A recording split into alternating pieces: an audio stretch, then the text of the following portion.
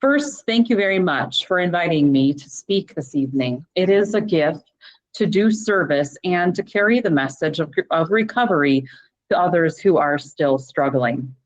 I want to mention that this is a share that I will allow questions at the end. I would like to invite you to have an uncluttered experience with my presentation this evening. So let's all take 3 deep breaths and ground ourselves in this space.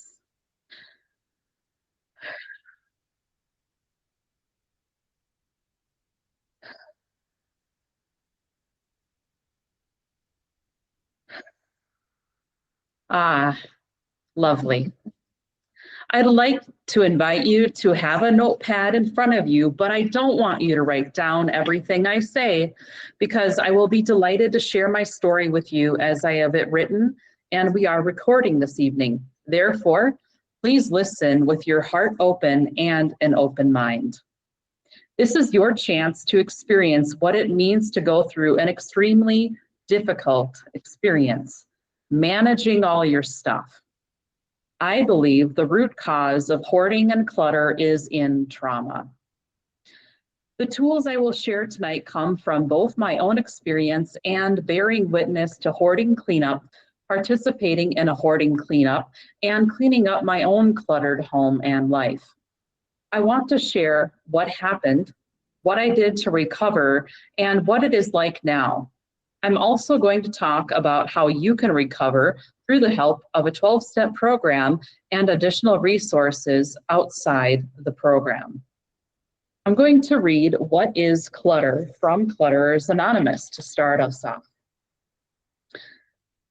Clutter is anything we don't need, want, or use that takes our time, energy, or space and destroys our serenity. It can be outgrown clothes, obsolete papers, broken toys, disliked gifts, meaningless activity, ancient resentments, or unsatisfying relationships. We may be selective in some areas, but not in others. Objects may be strewn about or wedged into drawers, neatly stacked or stowed in storage. Our clutter seems to have a life of its own, to multiply without effort on our part. We may feel overwhelmed, controlled by our possessions, and/or doomed to be hopelessly disorganized. No matter how we deal with our clutter, it can be a source of pain and shame to us and to those we live with. Despite this pain, we fear throwing things out. We think we might need it, fix it, or wear it again. We don't want to be wasteful or ungrateful. We don't know what to keep and what to discard. We don't know how much is enough. Decluttering is not merely eliminating, but gradually transforming our space so that we surround ourselves only with things that express our purpose. It means turning something useless into something useful, creating more leisure and space, being more honest in our relationships, eliminating distractions, and simplifying our lives in order to find our spiritual roots. Although we may cling to our clutter, what we really yearn for are surroundings of beauty, order, serenity, a balanced life, and harmonious relationships. I'll continue with my speech. Last night, my tea fortune said, serve all in truth, in compassion, and in grace. Wow. I am bridging the fast rolling current of the river of stuff that keeps each of us from the life we want to live. I'll begin with my childhood. Clutter has been in my life going back to when I was a teenager. I had a small bedroom in the Twin Cities suburbs where shelves were full of glass bottles, an entire wall with hundreds of vinyl records, and no record player. Okay. Okay. Layers of necklaces hung from the corner of my dresser mirror, and I could barely see myself with the things piled on my dresser. I had clothes everywhere, and I lost many nice items due to damage or simply losing them randomly. I struggled with misplacing important papers for assignments and permission slips for field trips. I was overwhelmed. The clutter was more than the items in my bedroom. My mental clutter followed me in everything I did. It kept me stuck in bad relationships, abusive workplaces, serious debt, and multiple car accidents. Mental clutter took away my dreams. I chased a career around to 5 states. It created resentments in my life with people I loved. I felt as though I had to stay home to clean up my house, only to miss out on events, time with people, and seeing things I would have enjoyed. It was the friendships that were not healthy for me. It was bad choices in activities that I thought I would enjoy. The mental clutter was harmful to my self-esteem, and it kept me from seeking greater horizons that would have helped bring me a different, perhaps better life. My father raised 3 children on his own when my parents divorced in 1992. I was 7 years old. My mother was a compulsive gambler and an alcoholic until 2010. My father raised 3 children on one income while recovering from $30,000 in bad debt as a result of my mother forging checks and stealing from our home. And this is in the early 90s, a lot of money. This is what happened. After I left home in 2005, chasing an unhealthy relationship and for a low-paying job, I proceeded to follow a path as a radio broadcaster. I worked in Iowa, Wyoming, and Wisconsin in the radio industry as a news reporter. On my move to Wyoming in 2007, my car was destroyed in a hailstorm outside Piedmont, South Dakota. The hailstones were the size of footballs.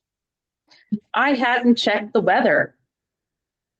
The headline on the newspaper said, "Lucky to be alive." If I were to start feeling sorry for myself, I pause and I remember the women in the car ahead of me who pulled over in that storm. The older woman was visiting her daughter, and on that trip, her husband died while visiting the Twin Cities. We shared a tow truck and a hotel room that night until we got back on the road. I had my cat with me, so it was quite an adventure. My father hauled out a utility trailer full of my clutter out when I needed to be rescued to make it to my job on time. The pickup truck engine caught on fire after my car was damaged. I arrived to Wyoming amid fire and ice. Only 9 months later, I left my job in Wyoming as a news reporter when I experienced sexual harassment from a manager. I also made almost no money, being paid $22,000, and I worked 12-hour days. I returned to an abusive relationship with a much older man in St. Louis because I was too scared to return home to my family. There was also no room at home for me. In that breakup, I stayed in a women's shelter. And this is where my credit card debt began. I needed to get money to move myself and all of my clutter. I asked my sister for help to move my clutter. And then I found my job in Wisconsin. A friend took me to Oshkosh for my interview. I got that job in radio, beating out a University of Chicago graduate. Only 6 months later, in 2009, I was laid off from that radio job on my birthday, thus ending my radio career. I worked for my landlord, cleaning and repairing rental homes, and finally, I moved home for a year. In 2010, I continued to seek excitement. Quotes. And I ended up in another toxic relationship with an alcoholic. We'll sit here.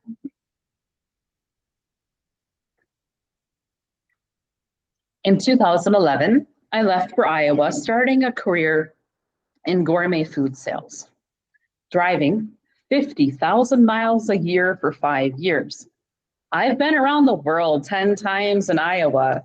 I don't know if I should be proud of that, but it just seems to make me laugh. Another alcoholic relationship put me on a course to return home to Minnesota in the beginning of 2017. I had to rebuild my education because none of my credits from my broadcast training school transferred.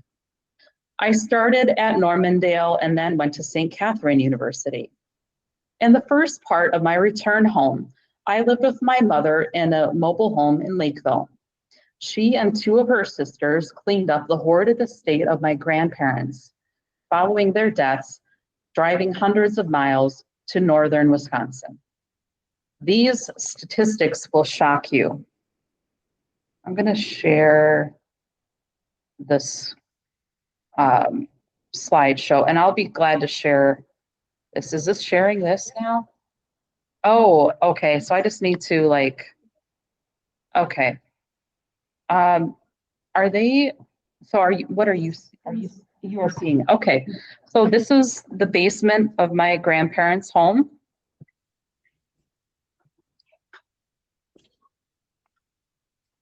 Densely packed basement.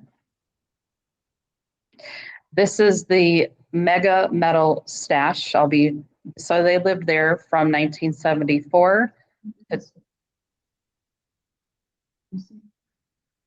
Yes, mega metal stash. This is from 1974 to 2018. This is the dumpster. Can you see the dumpster?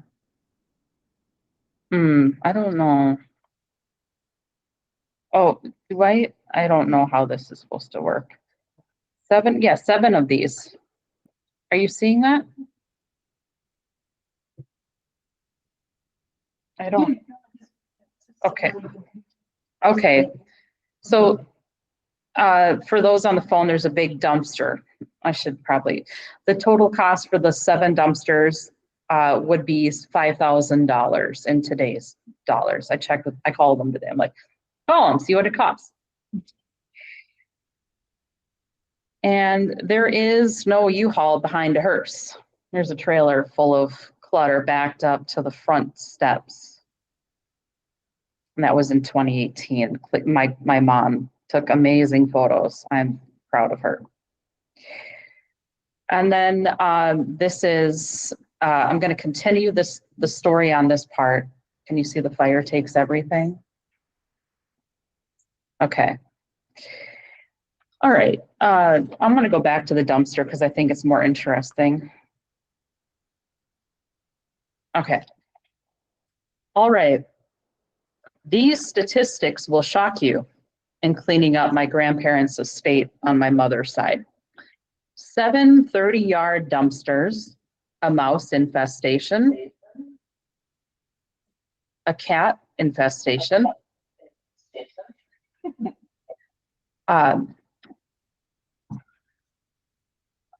cat damage, urine soaked through the floors, and it damaged many things.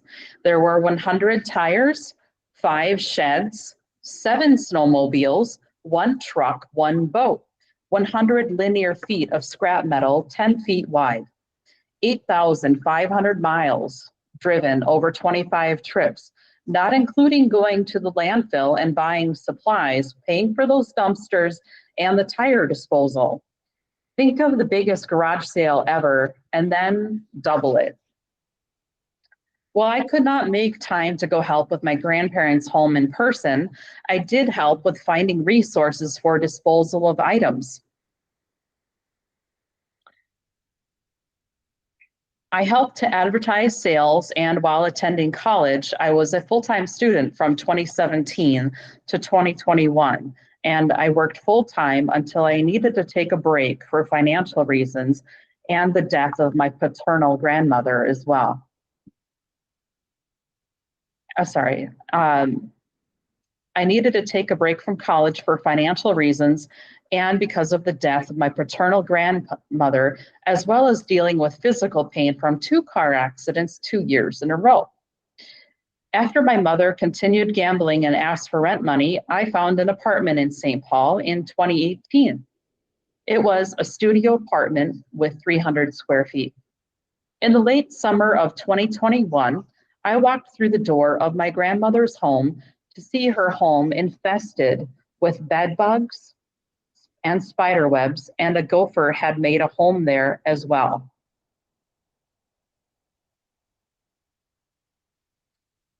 I've got a photo up of the mask from Scream, and it says, "Speaks for itself, grandmother's upstairs hallway."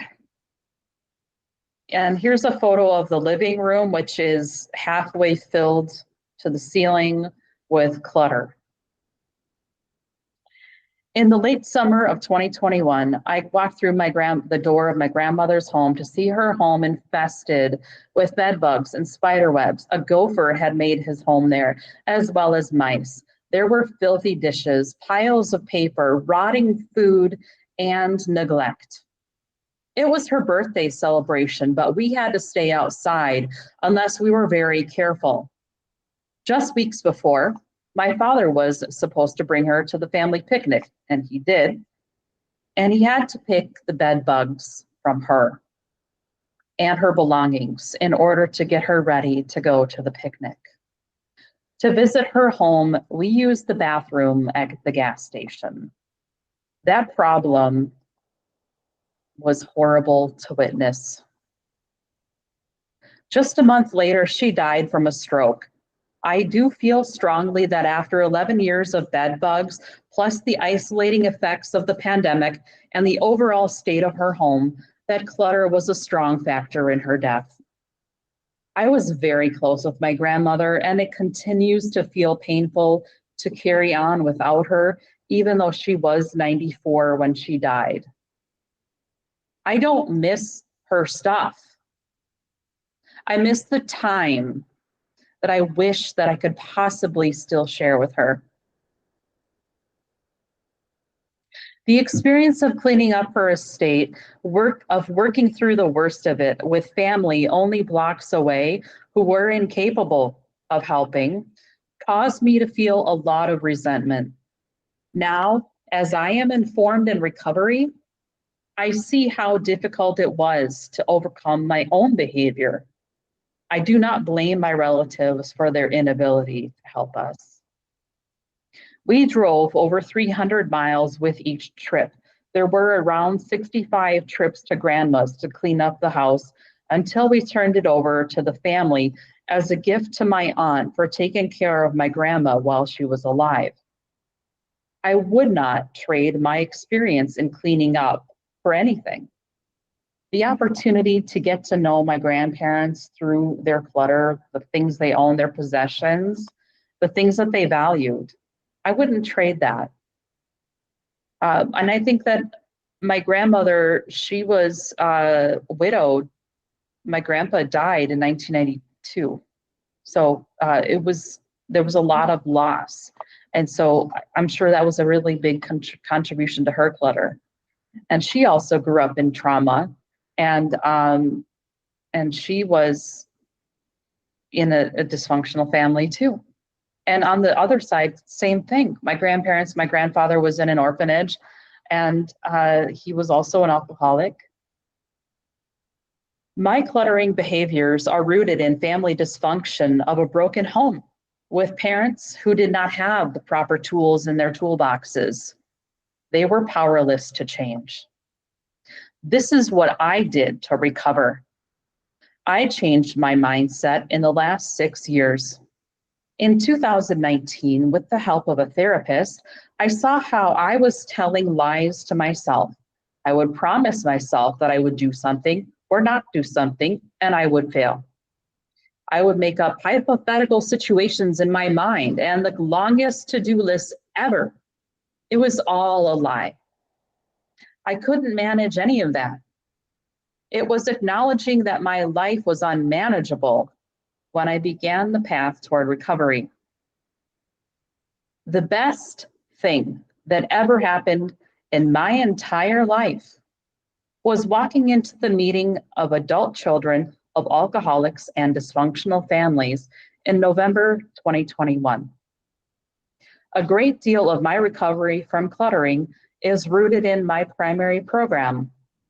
I attended 48 out of 52 meetings in my first year every week and quickly formed a 12-step group to work through my trauma and to work toward a healthier attitude in life. Working the steps and attending meetings has helped to inform my emotional sobriety, which has freed me from the shame and blame that are carryovers from the past. I was formally diagnosed with attention deficit disorder, which helped put the tool of medication into my toolbox. It helps me to maintain my positive attitude and to have energy to carry out my activities in the evening after work. Clutter in my life was also financial. I was in debt. A promise of recovery is we will enjoy feeling stable, peaceful, and financially secure. In 2022, I started to dig out of my debt and have since paid off over $125,000 with the help of Lutheran Social Services, paying off credit cards, student loans, and a car loan. I just paid off my car this week. It took a lot of discipline to get through that. Sometimes we need new tools in our toolbox, and sometimes we need a toolbox. This is how I began managing less. I want to continue my slideshow of Grandma's house because it's pretty cool. Just pray. Really, that's the answer. When you're facing a box that's full of stuff and it's confusing, it's overwhelming, I close my eyes and I ask God for help. This is my grandma's stove. It's called Grandma's Sad Face, a kitchen you can't cook in. January 27th, 2022. The picture is of a stove that's full of grease and piled with dishes. And there's a box on the floor in front of the stove. My kitchen, this is how I was living. Is your kitchen a storage unit? Mine was. It had a bicycle and an air conditioner and a storage box and a steam mop, and the breadboard was full and the counter was full. This is 8 days before I walked into my first meeting in adult children of alcoholics. I have a photo of my living room of my apartment. It was one big room. It had a small bedroom, and then the kitchen is on the other side on the left. To the right was a closet and my bathroom. Chaos. Can't have anyone over syndrome. The problem will follow you. Here's my office in my home that I bought. It's my office full of stuff. And I mean, just things everywhere. Piles of papers, stacks of stuff, a shop vac, empty shelves. Oh, that shelf isn't attached to the wall. I've gotten rid of that. Here's a photo of my basement at one point in recovery. So a big thing that I do is I take before pictures and better pictures, standing in the same spot so that I can see what I have gone through. But now, this is what it looks like. I have a picture of my basement, completely decluttered, completely organized. And I am inspired to work in my basement. All right, I've got a couple more pictures, but I was formerly, where am I? This is how I began managing less. The acronym HOW: honesty, openness, and willingness. Self-honesty in all areas. Openness, being open to the possibility that a power greater than myself would restore me to sanity. Willingness, being willing to show up to meetings, to become open to finding tools to work through the most difficult aspects of my program. In 2023, I was stalling in making progress with my apartment even though I tried everything out there to get through the clutter. You could say a 300 square foot apartment is too small, but I would argue that I own too much stuff. A major benefit of decluttering was getting off my antidepressant after 12 years. This is what it means to work it, and you're worth it. There are no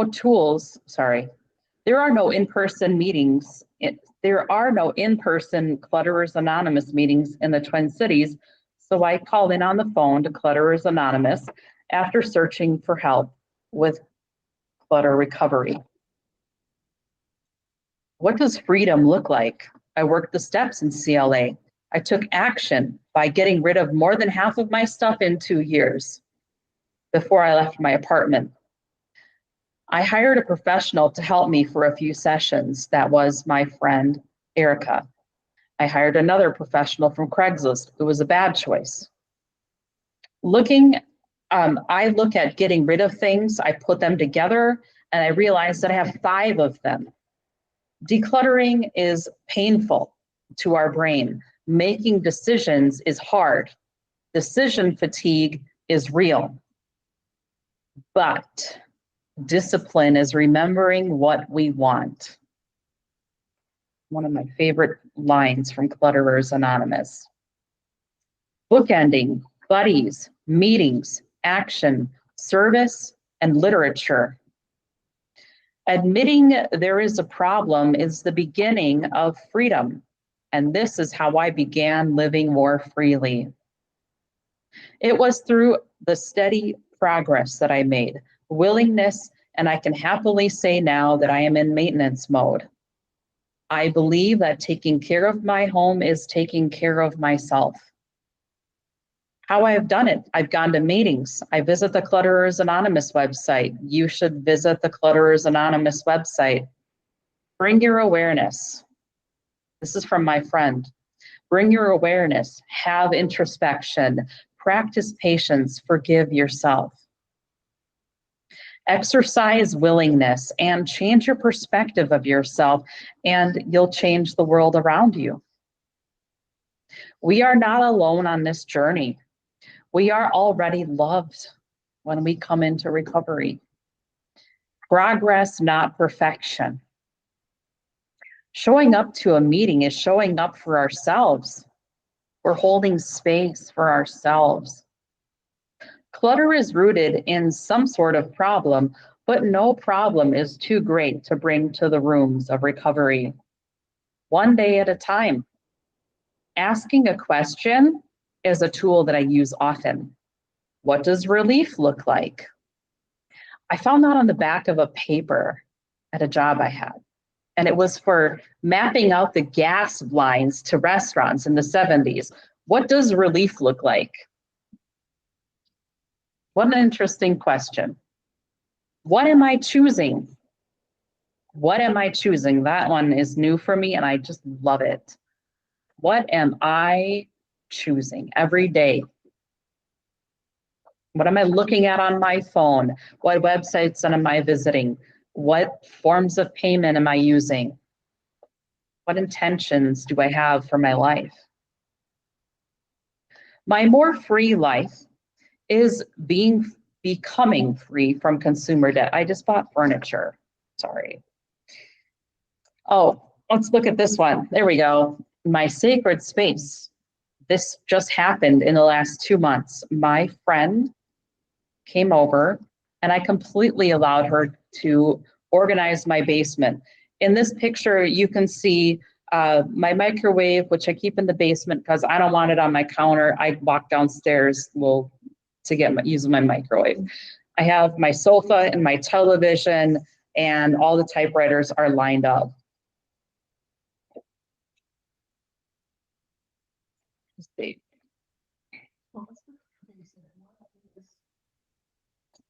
What am I choosing?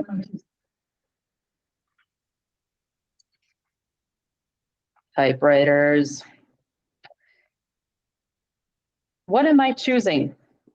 My more free life is becoming free from consumer debt. I bought some furniture at the end of the year. I couldn't not buy that. I'm a new homeowner, newish. I feel that walking into thrift stores without a specific item in mind is essentially the same as an alcoholic walking into a liquor store. I'm wearing earrings that I thrifted last night. I've got a necklace that I thrifted last night. I bought my shirt brand new and my undershirt brand new because I got rid of almost all of my clothing in last 2 months ago. But I trust that when I need a fact or an item, it will be available to me. There is no such thing as multitasking.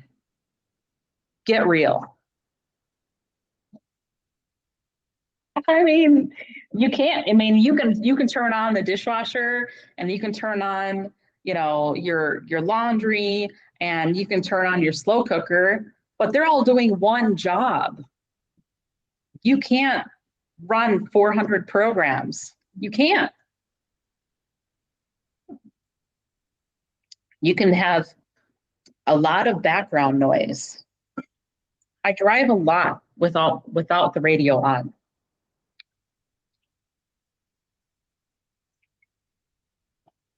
That's what I was just going to say next. I arrive early. I keep the radio off when driving to clear my mind. I arrive early to allow time to settle in.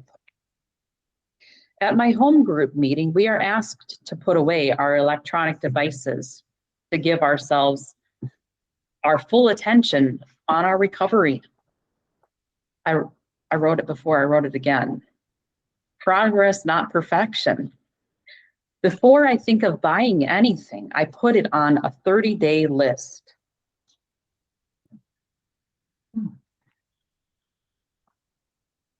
Don't let the little you can do keep you from the little you can do. If you think you can or you think you can't, you're right.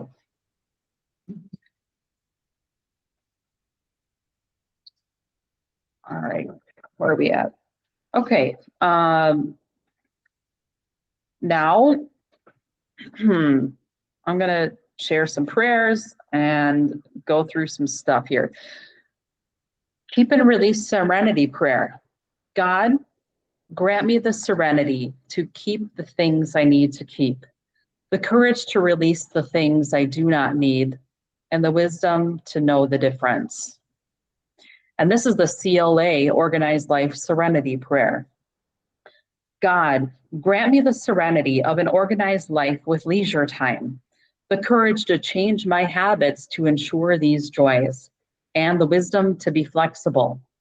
And God, grant me patience for the changes that take time, appreciation for all that I have, tolerance for those with different struggles, and the strength to get up and try again, one moment, 1 hour, 1 day at a time. I'm a homeowner, and I absolutely love my home, and I am so grateful to have it. I bought it in 2024 after looking at 29 houses, and I lost the deal on 6 houses before I found my home. And how I knew it was my home was I walked down into the basement. I said it was my sacred space. It was so quiet and peaceful. And in December 2025, I invited WCCO television into my home. That's wild.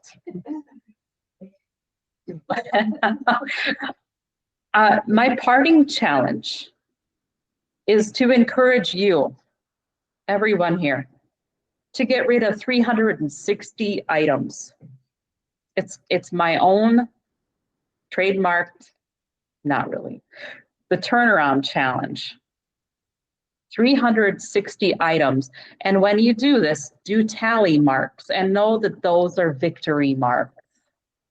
I don't care if it's a pen. I don't care if it's paper. I don't care what it is. I want you to get rid of 360 items and see how you feel. See how it feels to turn it around. It took me 2.5 days of working steadily to get rid of that many items. As you declutter, we hope that you will remember that you are not merely finding lost keys and bank books. not only discarding obsolete objects, not just making space for guests. You are finding yourself. You are clearing away the wreckage of your past. You are becoming responsible for small things so that you can be entrusted with larger ones. You are making room for your true purpose to emerge. Go with God and know you are blessed. Thank you.